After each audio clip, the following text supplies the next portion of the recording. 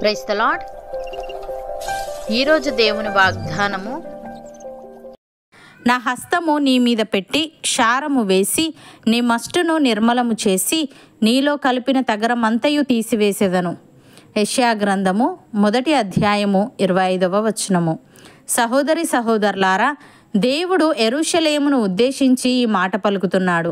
యెరూషలేము దాని నివాసులంతా దేవునికి వ్యతిరేకమైపోయినప్పటికీ దాని పట్ల ఆయనకు ఉన్నతమైన ఉద్దేశాలు ఉన్నాయని, దాన్ని శుద్ధి చేసి దానికి నీతి న్యాయాలను తిరిగి కలిగిస్తానని, దాని మీద ఆయన హస్తము పెట్టి క్షారము వేసి దాని మస్టును నిర్మూలము చేసి దానిలో కలిపిన తగరమంతయు తీసివేయుదునని ఇక్కడ తెలియజేస్తున్నాడు. ప్రియులారా, ఇది జరగాలంటే ఆ నగరానికి బాధలు, ఇబ్బందులు, పోరాటాలు తప్పనిసరి. ఇదే విధంగా దేవుడు తన పిల్లలందరి విషయంలోనూ వ్యవహరిస్తాడు. తన పిల్లల్లో ప్రతి వ్యక్తిని దేవుడు పరీక్షిస్తాడు. క్రమశిక్షణ వారికి నేర్పిస్తాడు. మనం ఏమై ఉన్నామో దానిని, మన ఆలోచనలను, మన నమ్మకాలను, మన క్రియలన్నింటినీ ఆయన పరీక్షకు గురి చేసి శోధిస్తాడు. ఆయన మీద నమ్మకం ఉంచిన వారికి ఈ లోకం పరీక్షా ప్రదేశం. దేవుని వెండిని శుద్ధి చేసే కొలిమి ఇది. అంటే ఇక్కడ దేవుడు నమ్మకాన్ని, గుణాలను శుద్ధి చేస్తూ వికసింపజేస్తూ ఉన్నాడు. ఇది ఒక అరణ్య ప్రాంతం, ఒక ఎడారి. ఇక్కడ కఠినులైన మనుష్యులు విశ్వాసులను వేటాడి పట్టుకొని వారిపై మోయరాని బరువులను మోపడం, గర్విష్ఠులు వారిపై స్వారీ చేస్తూ వారిని దూరిలో తొక్కివేయడం జరుగుతుంది. అయితే ఇదంతా దేవుని మంచి ఉద్దేశాలు నెరవేరేందుకే. ఇది దేవునికి చెందిన లోహాన్ని ముందు కొలిమిలో కాల్చి తర్వాత నీటిలో ముంచడం ద్వారా చేవ పెట్టడం, పదును చేయడం జరుగుతున్న స్థలం. ఈ విధంగా పరిశుద్ధులు దృఢపడతారు.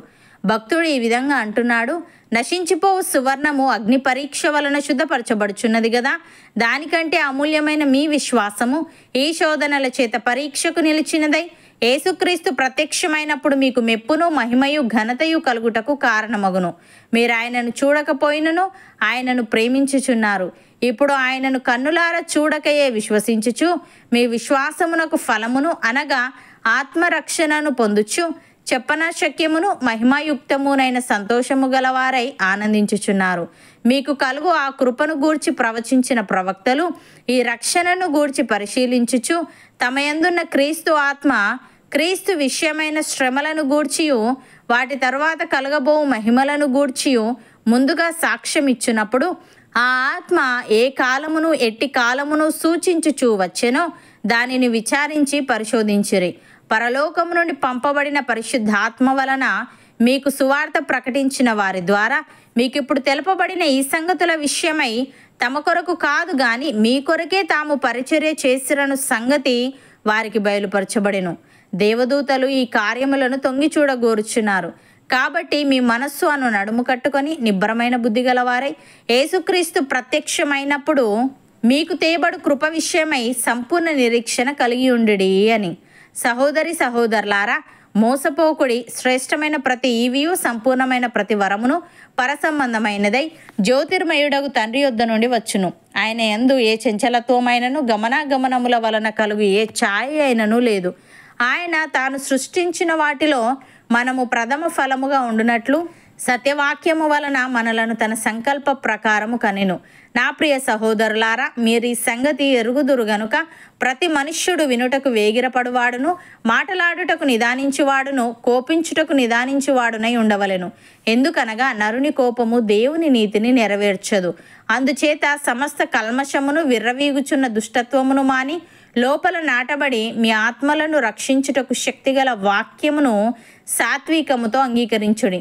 మీరు వినువారు మాత్రమై ఉండి మిమ్మల్ని మీరు మోసపుచ్చుకొనకుండా వాక్య ప్రకారము ప్రవర్తించువారునై ఉండుడి. ఎవడైనను వాక్యమును వినువాడై ఉండి దాని ప్రకారము ప్రవర్తింపని వాడైతే వాడు అద్దములో తన సహజ ముఖమును చూచుకొని మనుష్యుని పోలి ఉన్నాడు. వాడు తను చూచుకొని అవతలికి పోయి తానెట్టివాడో వెంటనే మరిచిపోవును గదా. అయితే స్వాతంత్రమునిచ్చు సంపూర్ణమైన నియమములో తేరి చూచి నిలకడగా ఉండువాడెవడో వాడు విని మరచువాడు కాక క్రియను చేయువాడై ఉండి తన క్రియలో ధన్యుడగును. అవును అన్నవారు నాతో పాటు ప్రార్థనలో ఏకీభవించండి. పరిశుద్ధుడా, ప్రేమగల తండ్రి, నీ ప్రజలు నీకు వ్యతిరేకమైపోయినప్పటికీ వారి పట్ల నీకు ఉన్నతమైన ఉద్దేశాలు ఉన్నాయని నీ పిల్లల్లో ప్రతి వ్యక్తిని నీవు పరీక్షించి క్రమశిక్షణ నేర్పిస్తావని, నీ మీద నమ్మకం ఉంచిన వారికి ఈ లోకం పరీక్షా ప్రదేశం అని నీవు తెలియజేశావు. తండ్రి, నీకు స్తుతులు. దేవా, మేము ఈ సంగతులను ఎరుగుదుము గనుక సమస్త కల్మషమును, విర్రవీగుచున్న దుష్టత్వమును మాని లోపల నాటబడి మా ఆత్మలను రక్షించుటకు శక్తిగల వాక్యమును సాత్వికముతో అంగీకరించే వారముగా ఉండుటకు సహాయము దయచేయమని, మా మనస్సును నడుము కట్టుకొని నిబ్బరమైన బుద్ధిగల వారమై నీవు ప్రత్యక్షమైనప్పుడు మాకు తేబడు కృప విషయమై సంపూర్ణ నిరీక్షణ కలిగి ఉండే ఆత్మీయత మాలో ప్రతి ఒక్కరికి దయచేయమని యేసుక్రీస్తు నామమున ప్రార్థిస్తున్నాము తండ్రి. ఆమెన్.